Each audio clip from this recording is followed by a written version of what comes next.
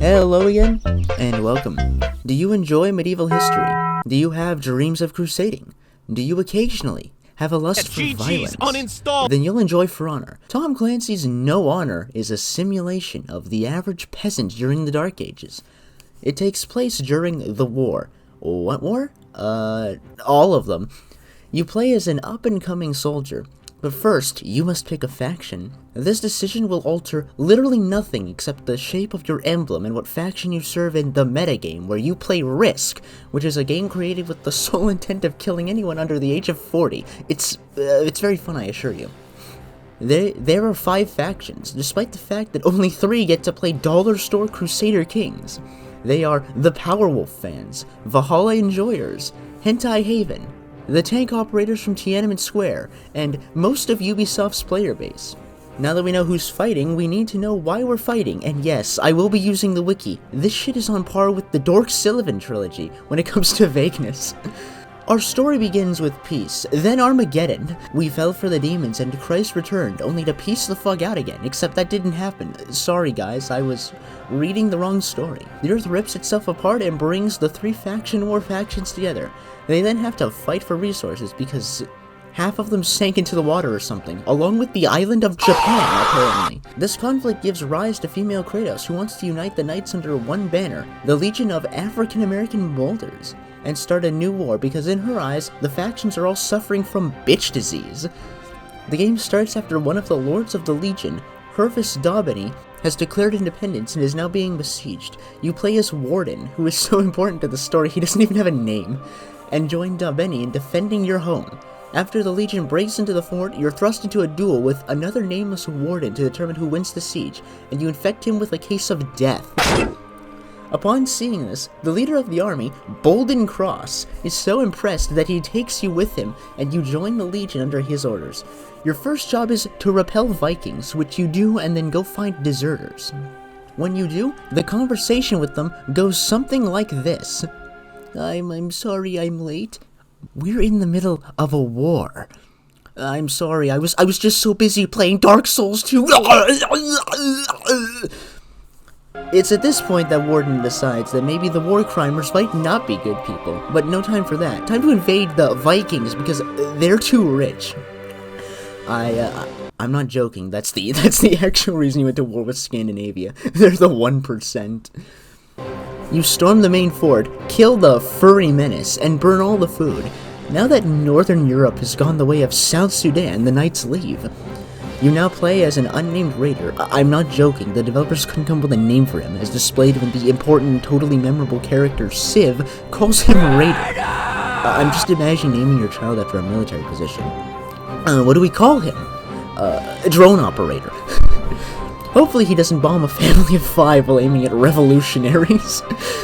You lead the newly formed Folkhammed across the ruined lands in order to unite the warring factions under communism. Then, like all good communist nations, you run out of what little food you had and decide to invade the neighbors for our food. In this case, it's Japanese Lithuania due to Nihon getting nuked by Mother Nature. You then storm the gates of the Japanese-Lithuanian capital of Vilnius, San, only to find that they're rather big. Don't worry, your mountain men have invented the grappling hook. When he does that, you fight the weakest weeaboo and win. After that, you play as the single strongest warrior, known only as the Emperor's Champion. Fun fact, he's also the least likable class in the initial Weeb faction. You're freed from jail where you have been held for saying cereal is a soup to fight the communist menace. You do that for a while, but ultimately fail when the Goddess of War comes knocking. She kills the Emperor of Japan and his good daimyos, leaving only the lords who like hentai alive. She then dumps them in a swamp so they can fight to the death over who truly is the best girl. You then play as a Kensei named Ayu, and she kills the other daimyos and attempts to unite Japan, because they may not be able to agree on the best video on Hentai Haven, but they can come together to destroy Western Europe. They then form a coalition with the Folkhammed and most of Western Europe, but only after nearly killing unnamed Warden. Remember him? Against Kratos. You now storm the capital, the Blackstone Fortress, and fight a few enemies on the way to your main goal. You then duel Apollyon over 3 episodes in the For Honor anime and ultimately kill her. It's at this point she points out to you that you have brought these 3 bloodthirsty factions together, and now they have no common enemy. So they all call it quits and go home, except no, because a dumbass raider attacks another guy, starting a new war. Yes, in this game, the bad guys win. The game then reveals that this entire campaign has been nothing more than a delegation of each faction's second-in-command telling each other these stories while trying to start peace talks. The credits roll here, and you're probably wiping your brow in relief, but, don't put down that towel yet. Hey, so, Editor Funk here. This is where the, video game campaign ends, which means that I have just run out of footage for this plot synopsis. And I'm gonna be real with you, I can't spend another 3 months editing that. I'm already as behind on this schedule as possible, and I'm about to have, previous obligations. So anyway, I'm going to have to skip really far ahead into this video, and there's, not much I can do about it. Huh? What's that? The 10 of you who watch this video want me to play that voice clip at, 2,000% speed so you can hear everything that you're about to miss? Okay then, I'll just take this footage and, alright, we'll get it going.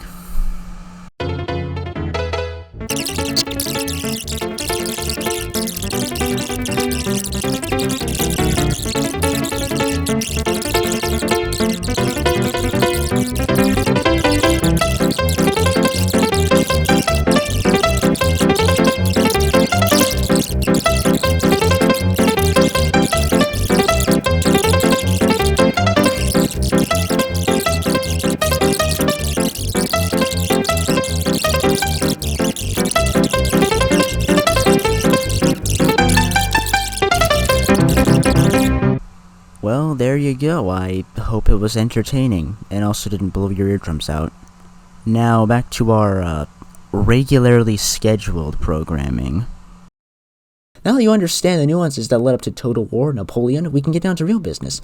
I've been talking for 18.5 minutes and still haven't explained how the game works, or lack thereof, but that part's for later. You have, 2 attacks, a light attack and a useless attack.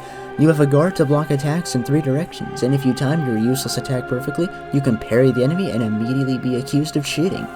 Don't worry, the game gives you a tutorial that was made with the expectation you play the campaign immediately afterward, because there's tutorials in that until like mission number 7. After that, you'll rapidly discover something else. You're very bad at the game. This will be solved with time, but if you want the fast track from a totally certified veteran, the best advice I can give you is you will get a feel for the game.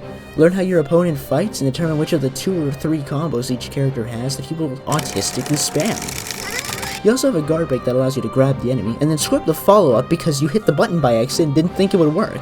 It allows you one free attack or the ability to throw your enemy, which is only good when it's into a wall or off a cliff, allowing you to roleplay as an Amazon delivery boy using same-day shipping to transport your life from here to hell within 24 hours. If you end an opponent's life with a useless attack, you can then use an execution, which performs an execution in which you brutally beat the enemy to death with moves on par with M13, ranging from stabbing and smashing to chiropractic realign with your hand, or a sword, or both.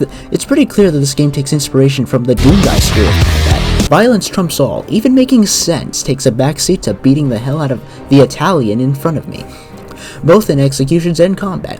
Why can the enemy slide across the ground and still hit me, but when I try it I get nowhere? That's complete bullshit. There are 7 game modes, 8 when the developers feel like putting in one from the 3 already finished and fully functioning game modes due to a special event. These game modes are separated into 3 categories: Duelist, Large-Scale Combat, and Warfare. The modes in Duelist are Duel, where you fight in a one-on-one. I've heard it described as the world's slowest 3D fighting game, and I kind of agree, but multiple people still play it. The others are Brawl, which is just a duel, but now you have a teammate to scream at and save the round when you inevitably die, and Ranked Duel, which is just Duel, but now the game doesn't hide how much you suck. There are also 3 modes in Large-Scale Combat: Dominion, also known as the one where you capture and hold several points, and then lose to a swarm of enemy players, all while fighting minions, because Zone B just flipped to the enemy again. Oh my god! Another game mode is Deathmatch, which itself is split into 2 modes, Skirmish and Elimination. I know it makes no sense, just stick with me please, I'm on my knees begging. Skirmish is Team Deathmatch, where the enemy team groups up and steamrolls you in a 4-on-1 while your team runs around like chickens with their heads cut off, and Elimination is Brawl but with 4 people.